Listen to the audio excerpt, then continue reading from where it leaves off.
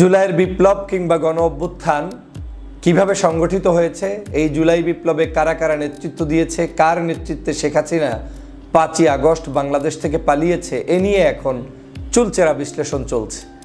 কেউ কেউ বলছেন বাংলাদেশের জামাত এবং শিবিরের কাজ এটা এবং তারাই এটা শেখ হাসিনাকে পালায়নের জন্য বাধ্য করেছেন। এক দফা আন্দোলনটা তাদেরই একটি রূপরেখার অংশ। জনগণ যারা এখানে মিছিল মিটিং করেছেন, সিংহভাগ তাদের লোকজন সর্বাগ্রে ছিল, এ মন্তব্য করছেন খোদ আওয়ামী লীগ সহ শেখ হাসিনা সহ বাংলাদেশের অনেক মানুষ। পাশাপাশি এটাও মানুষ বলছেন যে বাংলাদেশের সর্ববৃহৎ দল বাংলাদেশ জাতীয়তাবাদী দলের সমর্থন ছাড়া, সহযোগিতা ছাড়া, প্ল্যান ছাড়া এই আন্দোলন সফল হতো না। অনেকে বলছেন ছাত্র জনতাই শুধুমাত্র তাদের এই আন্দোলনের গোপন সকল ধরনের পরিকল্পনার অংশকারী এবং তারাই এটাকে বাস্তবায়ন করেছেন, জনগণ তাদের পিছনে সাহায্য করেছেন। জুলাই বিপ্লবের আমি একজন যোদ্ধা, আমি একজন সহযোগী, আমি অনলাইনে জুলাই যোদ্ধা হিসেবে নিজেকে সগৌরবে মেনে নিয়েছি, কার্যক্রম পরিচালনা করেছি। আপনারা জানেন দীর্ঘ 6 বছর পর্যন্ত আমি বাংলাদেশে আসতে পারিনি। আজকের আমি কিছু সত্য কথা বলে যাব, যেই কথাগুলো আমি বিদেশে বসে জানতাম এবং কার মাধ্যমে জানতাম, কিভাবে জানতাম, তার কিছু নজির আপনাদেরকে জানানোর চেষ্টা করব। আসলেই কি জামাত শিবির কিংবা এই সংগঠন ছাড়া আর কার কি অবদান আছে আমি যতটুকু জানি সেটা বলার চেষ্টা করব। শেখ হাসিনা আমাকে বাংলাদেশের দীর্ঘ 6 বছর আসতে দেয়নি। না দেওয়ার কারণে আমি কয়েকটা দেশে পালিয়ে থাকতে হয়েছে, বিভিন্ন জায়গায় আমাকে আশ্রয় নিতে হয়েছে, তার মধ্যে তুরস্ক একটি অন্যতম রাষ্ট্র। জুলাই যখন বিপ্লবটি সাধিত হয় তখন আমি মালয়েশিয়া থেকে তুরস্কে এসে অবস্থান করছি, পরিবার আমার তখন মালয়েশিয়াতে অবস্থান করছে। সর্বশেষ মালয়েশিয়ার সরকারের সেখানেও ইমিগ্রেশনে আমার বিরুদ্ধে শেখ হাসিনার নালিশ করার কারণে আমাকে বেশ খানিকটা বের হওয়ার সময় অনেক বিড়ম্বনার সৃষ্টি হয়েছে।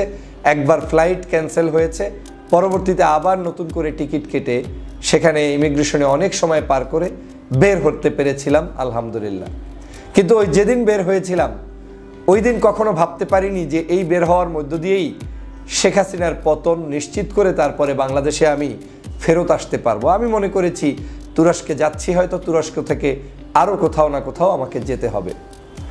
তুর্কি আমি যখন যাই এবং তুরস্কে অবস্থান করি, তার কিছুদিন পরেই বাংলাদেশ জামাত ইসলামের আমির ডাক্তার শফিকুর রহমান সাহেব তুরস্কে আগমন করেন।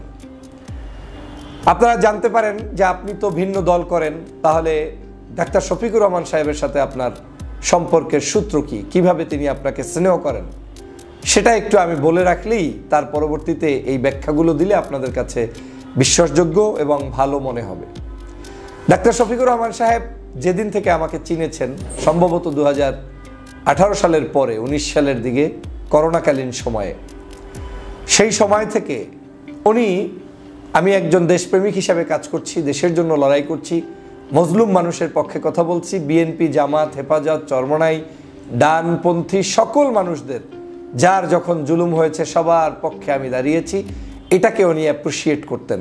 উনি সবসময় ফোনে অন্তত নাম্বার যেভাবেই হোক তার কাছে আমার নাম্বার যায়, আমার কাছে তার নাম্বার আসে, তিনি আমার খোঁজ খবর রাখতেন।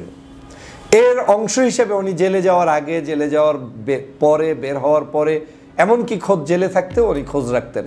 উনি জানতেন আমি ভিন্ন মতের, কিন্তু উনি এতটুকু বিশ্বাস করতেন যে আমার দ্বারা কখনোই ধর্মভিত্তিক কোনো দলের ক্ষতি যেমন হবে না, ইসলামী মূল্যবোধের ক্ষতি আমি কোনোদিন করতে দিব না। এই বিশ্বাস ওনার ছিল বিধায় উনি আমাকে একেবারেই খুব কাছের মানুষ মনে করে অনেক বিষয় পরামর্শও দিতেন। আমি তার পরামর্শগুলোর জন্য আজকের জাতির সামনে তাকে আন্তরিকভাবে ধন্যবাদ জানাই।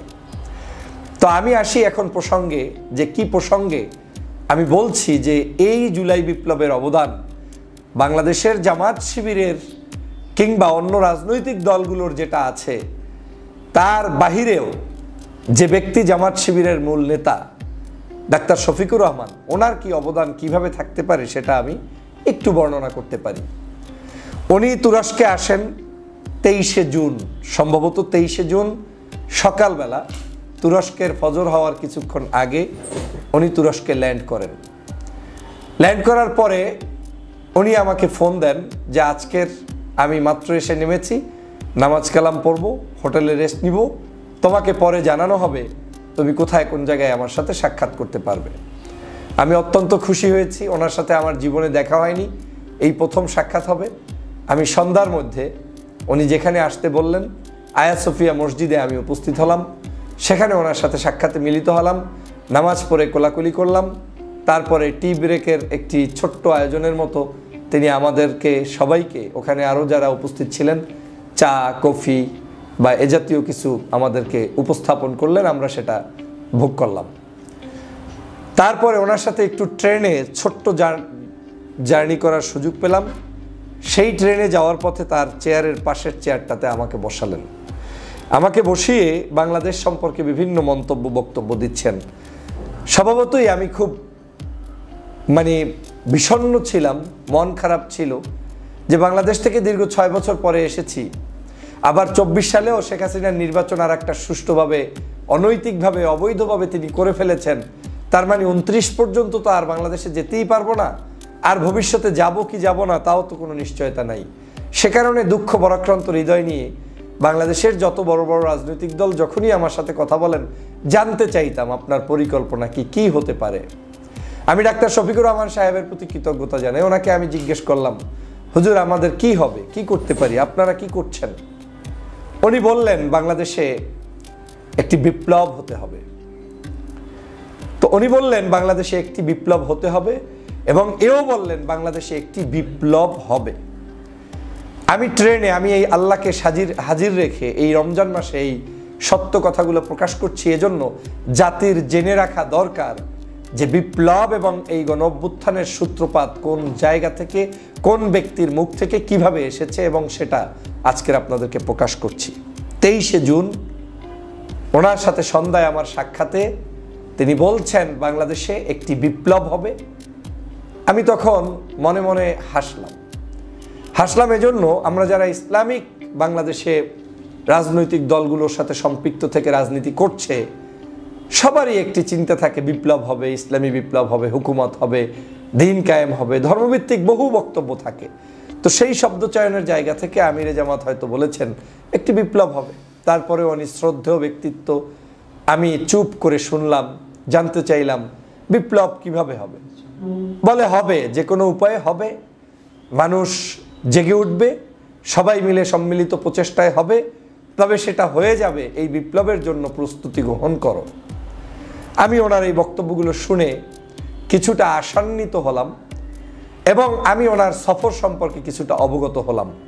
যদি আমি মিস্টেক না করি, উনি বাংলাদেশের এই রাজনৈতিক পট পরিবর্তনের অংশ হিসাবে উনি যে মুখ্য ভূমিকা পালন করেছে তার কিছু ইঙ্গিত তার এই বক্তব্যে পেয়ে যাই। উনি কয়েকটি রাষ্ট্র, উল্লেখযোগ্য পরাশক্তির কয়েকটি রাষ্ট্র তখন ভিজিট করেন, যেটা আমি জানি, এবং তুরস্কের পরেই এই ভিজিটগুলো সম্পন্ন হয়। তাহলে ওনার ভিজিটগুলো সম্পন্ন হয় 23শে জুনের পরে। বাংলাদেশে জুলাইয়ের আন্দোলন শুরু হয়ে যায় 23শে জুনের পরে। আর আমার সাথে তার সাথে সম্ভবত 24 অথবা 25শে জুন কথা হয়। তিনি যখন তুরস্ক থেকে চলে যাবেন 25শে জুন সম্ভবত বা 26শে জুন এরকম একটি সময় ফোনে আবার কথা হয়। তিনি বলেন ফোনে কন্ট্যাক্ট থাকবে, যোগাযোগ রাখিও।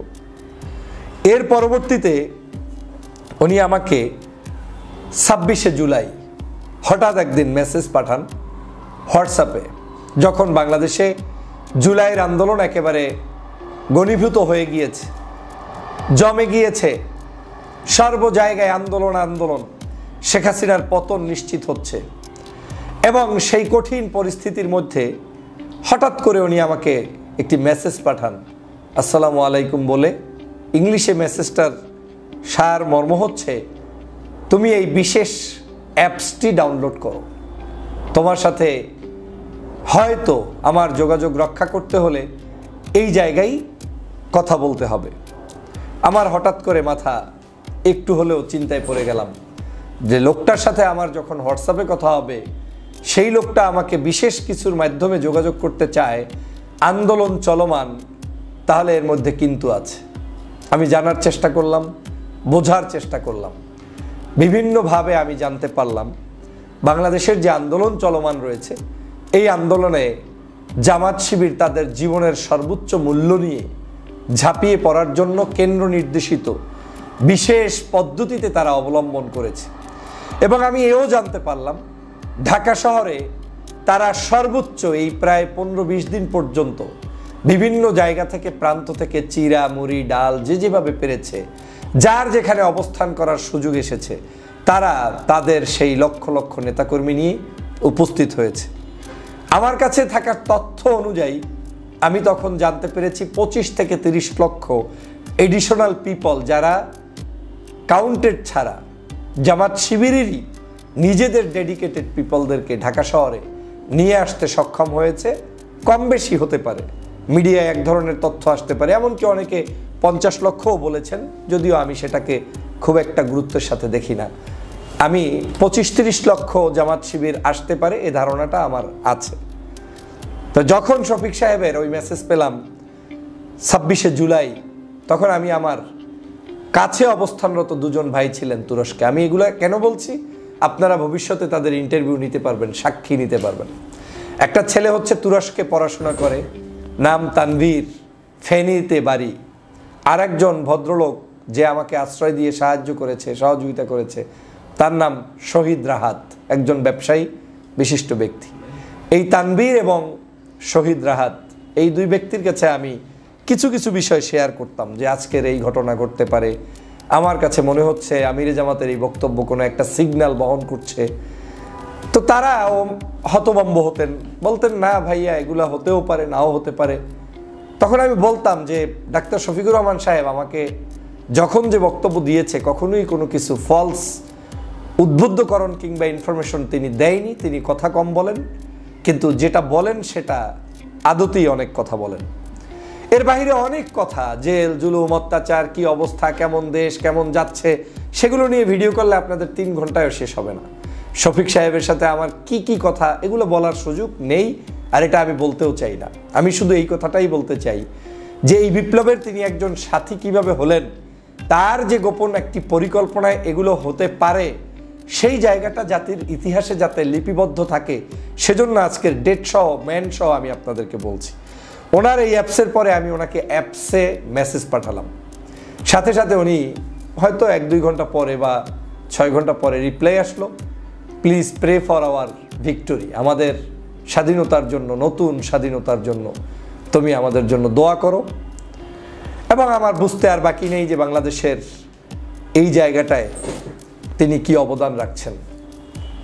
জুলাই বিপ্লব চলতে থাকলো, আমরা সেই আন্দোলনের আমি দিন রাত 24 ঘন্টা ভিডিও বানালাম, বক্তব্য দিলাম, লাইভে যেতে থাকলাম। বাংলাদেশে ইন্টারনেট বন্ধ, আমি চেষ্টা করলাম জানার পরেও যে বাংলাদেশের বন্ধ, কিন্তু কোটি বাংলাদেশি বিদেশে জাগ্রত যারা তথ্য শুনতে চায়, জানতে চায়, আমি সামহাও যে কোনো ইনফরমেশন পেলে সেখান থেকে তথ্যগুলো নিয়ে আসতাম, রাত ভর কান্না করতাম, আপনাদেরকে উদ্বুদ্ধ করতাম। সেগুলো আপনারাই এখন কমেন্টস বক্সে সাক্ষী হিসেবে লিখে যেতে পারবেন আমি কি করেছি, কি করি নাই। আমি মনে করেছিলাম এই আন্দোলনটা যে কোনো মূল্যে, কার নামে হচ্ছে, কার ব্যানারে হচ্ছে, জামাত করছে না শিবির করছে না বিএনপি করছে না আর কেউ করছে, আমার এগুলো দেখার সুযোগ নেই, আমার দরকার হাসিনার পতন। এই চেতনা নিয়ে আমি আপনাদের সাথে নির্দলীয় বক্তব্য দিতাম, সবাইকে উৎসাহ যোগাতাম যে বিপদ মুক্ত হলে বিএনপির জন্যও কল্যাণ, জামাতের জন্যও কল্যাণ, আমাদের দেশবাসীর জন্যও কল্যাণ। আর বিপদ থেকে গেলে ক্রেডিট নিয়ে লাফালাফি করলে কল্যাণ তো নয়, সবারই অকল্যাণ। অতএব জামাত যদি এই কার্যক্রম করে বিজয় অর্জন করে দিতে পারে আমার, তাহলে আমার কোনো আপত্তি নেই। আমি সেই সেন্সে এই কথাগুলো সবসময় আপনাদেরকে বলতাম। আমি এই আন্দোলন চলাকালীন সময়ে সরাসরি আমার সাথে তারেক রহমান সাহেবের বক্তব্য বা ফোনে কথা হয়নি, কিন্তু আমি তার আশেপাশে থাকা কিছু মানুষদের সাথেও কথা বলার চেষ্টা করতাম এবং ইউনিটি রক্ষার জন্য আমি অবদান রাখতাম, আমি তাদেরকে উদ্বুদ্ধ করতাম এবং তারাও আমার তৎকালীন সময়ের বক্তব্যগুলোকে অ্যাপ্রিসিয়েট করতো, কারণ তারাও বিপদে আছে। তারা এখানে জামাত করুক শিবির করুক এটা নিয়ে তাদের কোনো বৈষম্য ছিল না, যেটা এখন এই 5 তারিখের পরে আমরা দেখতে পাচ্ছি বিএনপি জামাত একে অপরের পিছনে কথা বলা শুরু হয়েছে এবং তাতে কিঞ্চিত আমি বিড়ম্বনায় পড়েছি, কারণ আমি মজলুমের পক্ষে সবার জন্য ছিলাম। কিন্তু যখন 5 তারিখের পরে এখানে আবার নতুন করে কেমন কেমন কথাবার্তা শুরু হয়েছে, তখন আমাকে মজলুমের পক্ষে থাকতে গিয়ে অনেক ট্যাগিংয়ের শিকার হতে হচ্ছে। যাই হোক, সে ভিন্ন আলোচনা। আমি কি করেছি কি করি নাই, দেশের জন্য কি করেছি, বিএনপির জন্য কি করেছি, জামাত শিবির বা হেফাজত চরমনায়ের জন্য কি করেছি, একমাত্র আল্লাহর সন্তুষ্টি এবং আল্লাহ তাআলা সেটা ভালো করে জানেন। তো ডাক্তার শফিকুর রহমান সাহেবের এই আন্দোলন সংগ্রাম, জামাত শিবিরের ভিতরে ভিতরে কার্যক্রম এই চলমান রয়েছে। হঠাৎ আমি একদিন আবার এই ইন্টারনেট বন্ধ, যে কোনো মূল্যে বাংলাদেশের কার্যক্রম চলছে, আমার দৃঢ় বিশ্বাস ছিল যে শফিক সাহেব আমার খোঁজ রাখছেন, যে কোনো বিপদে আপদে তিনি অবশ্যই কোনো না কোনো সিগন্যাল আমাকে দিবেন, আমি অপেক্ষায় থাকতাম, কিন্তু আমার কার্যক্রম আমি চলমান রাখতাম। অন্যদিকে বিএনপি জামাত তাদের সকলের পেজগুলোকে অবজার্ভ করার চেষ্টা করতাম। শফিক সাহেবের মেসেজ এবং জামাতের পেজের বক্তব্যগুলো, সমন্বয়কদের বক্তব্যগুলো সিমিলার হচ্ছে কিনা, বিএনপির বক্তব্যগুলো সেম আসতেছে কিনা, এটাকে আমি নিজে একটা পিকচার নিজের সামনে দাঁড় করাতাম। আমি ম্যাক্সিমাম ক্ষেত্রে আমিরের কথোপকথনের স্টাইল, জামাতের কিছু বড় ভাইদের বক্তব্য, ফেসবুকে পোস্ট, মানুষের অবস্থান, বিভিন্ন জায়গায় অবস্থান এবং সমন্বয়কদের সিমিলার পেতাম। তখন আমার কাছে মনে হতো যে এটা একটা বিশেষ পদ্ধতিতে সাজানো কার্যক্রম চলছে। এমনও হতে পারে যারা আন্দোলনের মূল জায়গায় এসে নেতৃত্বের একে আছে, হয়তো তিনি অনেক কিছু বুঝবেন না, কিন্তু ব্যাকআপটা জামাত শিবির দিচ্ছে, এটা আমার ধারণা তৈরি হয়ে গিয়েছিল এবং এখনও এই ধারণাটা আমি পোষণ করি, কোনো সন্দেহ নেই। কারণ মিথ্যা ইতিহাস বলে তো লাভ নেই, যেটা সত্য সেটা জাতিকে জানাতে হবে, অসত্যকে জাতির কাছে প্রতিষ্ঠিত করে লাভটা কি? আমি চরমনায়ের পীর সাহেব হুজুরের আপনার মিছিলগুলো দেখতাম, তার আন্দোলনে নামার ইতিহাস দেখতাম, আমি কৃতজ্ঞতা জানাই তার প্রতি এবং তাদের সেই, কিন্তু কমিউনিকেশন করার সুযোগ হয়নি। তাদের অ্যাক্টিভিটিসগুলো আমাকে ভালো লেগেছে এবং ভালো বেসেছি। 6 তারিখে বাংলাদেশের 5 তারিখ তুরস্কে গভীর রাত, মানে আপনি এটা 6 তারিখ বলতে পারেন, 12টার পরে যেহেতু কল দিয়েছে, মানে 5 তারিখ রাতেই আর কি, আমাকে হঠাৎ করে ডাক্তার শফিকুর রহমান সাহেবের একটা ফোন পেলাম এবং নিজেকে ভীষণ আনন্দিত মনে করলাম। আমি ভাবতেও পারি নাই তিনি আমাকে ফোন দিয়ে আমার প্রতি কৃতজ্ঞতা জানাবেন। আমি সত্যি আজকের জাতির কাছে এটা বলতে বাধ্য হচ্ছি যে কেন তিনি আমাকে এই ফোনটা দিয়ে যে স্বীকৃতিটা দিলেন, এটা আল্লাহর দরবারে দোয়া করা ছাড়া এর আর বড় কোনো প্রাপ্তি কিংবা তার জন্য দোয়া করার আর কোনো অপশন আমার হাতে নেই, তাকে দেওয়ার কিছু নেই। কেউ আমাকে খোঁজ নেননি, কিন্তু ডাক্তার শফিকুর রহমান সাহেব আমাকে ফোন দিলেন। ফোন দিয়ে বললেন, এই বিজয় তোমার, তুমি দীর্ঘ 16 বছর পর্যন্ত জুলুমের জালিমের বিরুদ্ধে কথা বলেছ, আজকের 5 তারিখ হাসিনা পালিয়ে গিয়েছে এবং এই বিজয়ের তুমিও একজন যোদ্ধা, তুমি আমাদেরকে সমর্থন করেছো, সাপোর্ট করেছো এবং আরও বেশ কিছু শব্দচয়ন যেগুলো এত পজিটিভ, বাংলাদেশের সম্মুখ যুদ্ধে যারা অংশগ্রহণ করেছে তুমি তার টপ 5, 10 এরকম বলছেন শব্দচয়নগুলো কম বেশি এভাবে বলে তুমি অনেক বড় অবদান রেখেছো, অনলাইনে তুমি অনেক কথা বলেছো, তোমার প্রতি কৃতজ্ঞতা, আজকের স্বাধীনতা অর্জিত হয়েছে, তিনি সেজন্য কৃতজ্ঞতা জানিয়েছেন। পাশাপাশি এও বলেছেন তিনি রাষ্ট্রপতির ভবনে তারা যে গিয়েছেন, তারপরে খালেদা জিয়ার মুক্তির জন্য তিনি যে দাবি তুলেছেন, এবং শফিক সাহেব জানেন যে এই কথা শুনলে আমি খুশি হব, কারণ তিনি যেটা দেখেছেন করেছেন খালেদা জিয়ার জন্য সেটা তো আমাকে তিনি বলবেন, এটাই স্বাভাবিক। দেশনেত্রী খালেদা জিয়ার মুক্তির জন্য উনি সেখানে সর্বাগ্রে ভূমিকা পালন করেছেন, বলেছেন যে তাকে মুক্তি দিতে হবে। প্রেসিডেন্ট তখন নাকি প্রশ্ন তুলেছিলেন, মানে আমার শব্দচয়নে ভুল হতে পারে, যে কিভাবে কোন প্রক্রিয়ায়, তখন নাকি তিনি এইভাবেই বলেছিলেন যে যে প্রক্রিয়ায় আমরা এখন কথা বলছি কিংবা দেশ শাসন করার জন্য বসেছি, সেম প্রক্রিয়ায় তাকে মুক্তি দিয়েই দিতে হবে। এবং একদিনের মধ্যেই আপনারা দেখেছেন খালেদা জিয়ার মুক্তির বিষয়টি জাতির কাছে চলে এসেছে। আমি সেজন্য ডাক্তার শফিকুর রহমান সাহেবের প্রতি কৃতজ্ঞতা জানাই। ওনার ওই 5 তারিখ রাতের কৃতজ্ঞ মেসেজের মধ্যে আমি একটু ইনকোয়ারি করার চেষ্টা করি, আমি জানার চেষ্টা করি, হুজুর আপনার এই আজকের আন্দোলন সংগ্রাম তো করলেন, অনেক কষ্ট করলেন, কিভাবে কি হলো না হলো। সংক্ষিপ্ত বক্তব্যে যেটা হলো, ফয়জুল তুমি তো সব কিছুই বোঝো, এখানে আমরা চাইলে আমাদের সংগঠনের নাম কিংবা আমাদের ছেলেদের নাম আগে প্রকাশ করে হয়তো দিতে পারতাম, কিন্তু একটি বিজয় অর্জনের জন্য অনেক স্যাক্রিফাইস করতে হয়। আমরা জামাত নির্যাতিত হয়েছি, আমাদের দল বন্ধ করে দেওয়া হয়েছে, কিন্তু তাই বলে তো আমি আমার এই দলকে শুধুমাত্র সামনে প্রমোট করে জাতীয় ঐক্য বিনষ্ট করতে পারি না। আমরা আমাদের সব কিছু ঝেড়ে দিয়ে আমাদের সকলের সিদ্ধান্ত মোতাবেক আমরা এটাকে জাতীয় ঐক্যে রূপান্তরিত করেছি। আমরা এখানে ক্রেডিট নিতে চাইনি, কিন্তু এর সমস্ত জায়গায় আমাদের ছেলেপেলে কিভাবে কোথায় কাজ করেছে ফয়জুল, এটা তুমি তো ভালোই বুঝতে জানো, এবং এটা আমাদের পরিকল্পনায় হয়েছে। এই শব্দগুলো আমি যা বললাম কম বলা হয়েছে, কারণ অনেক শব্দ আমি চাইলেও আপনাদেরকে শেয়ার করতে পারবো না। আমি সেদিন ফেস দ্য পিপলের টক শোতে, পরের দিন সম্ভবত 5 তারিখেও আমার টক শো হয়েছে, এর পরের দিনও 2-1 দিনের মধ্যে টক শো হয়েছে, আমি ওখানে ইতিহাসের সাক্ষী হিসেবে ডাক্তার শফিকুর রহমান সাহেবের নাম উচ্চারণ করেছিলাম, বিএনপির জনাব তারেক রহমানের নাম উচ্চারণ করেছিলাম, অন্য দলের সবার কথা বলেছিলাম, কিন্তু শফিক সাহেবের কথাটা আমি যেহেতু 1 to 1 জানি, আমাকে যেহেতু সরাসরি কথা হয়েছে, আমি তার নাম উচ্চারণ করেছি। আমি আজকের এই কথাগুলো এই জন্য বললাম, এই আন্দোলন, এই সংগ্রাম আমরা বাংলাদেশের সবার অবদান, কিন্তু আমাদেরকে মনে রাখতে হবে অর্জন হওয়ার পরে আমরা সবাই মিলে অনেক কিছু করি। আজকে দেখেন, যদি সত্যি আওয়ামী লীগের মতো কোনো পুলিশ থাকে, 5-10 হাজার পুলিশ যদি আপনার সামনে এসে নেমে ঠাস ঠাস করে আপনার বিরুদ্ধে গুলি করা শুরু করে দেয়, দেখবেন কারা কারা আবেদন করছেন, নিবেদন করছেন, এই দেশ আপনি করছেন, আমি করছি, অনেকেই সেখান থেকে হারিয়ে যাবে। এটাই বাস্তবতা। জুলুমের মধ্যে নেতৃত্ব দেওয়া খুব কঠিন, কিন্তু ওই জুলুমের মধ্যেও যে সঠিক পরিকল্পনায়, হোক সেটা গোপনে, হোক সেটা প্রকাশ্যে, হোক সেটা ভিন্ন পলিসি অবলম্বন করে, যে পদ্ধতিতেও হোক না কেন, যুদ্ধে আমার জয়যুক্ত হতে হবে।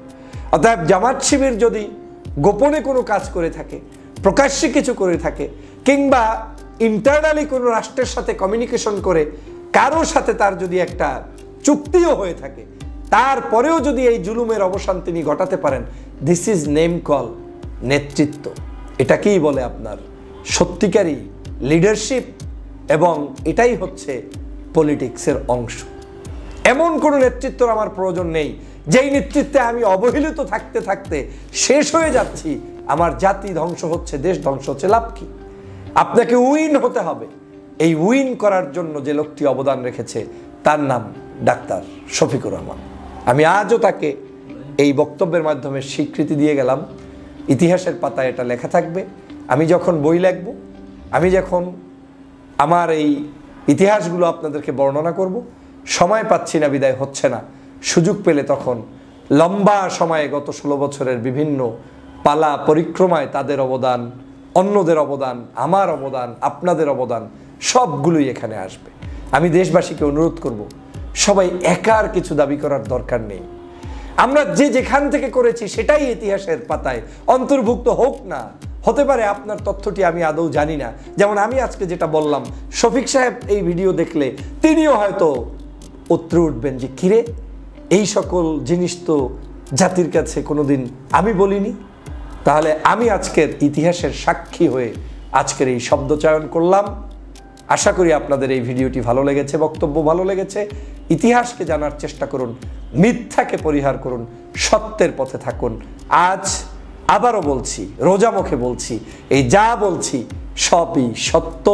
এখানে কিঞ্চিত বাড়িয়ে শফিক সাহেবের কোনো একটি মিথ্যা প্রমোট আমি এখানে করলাম না, বরং অনেক তথ্য যা তিনি আমাকে বলতেন সেটা এই বক্তব্যে বলার সুযোগ নেই।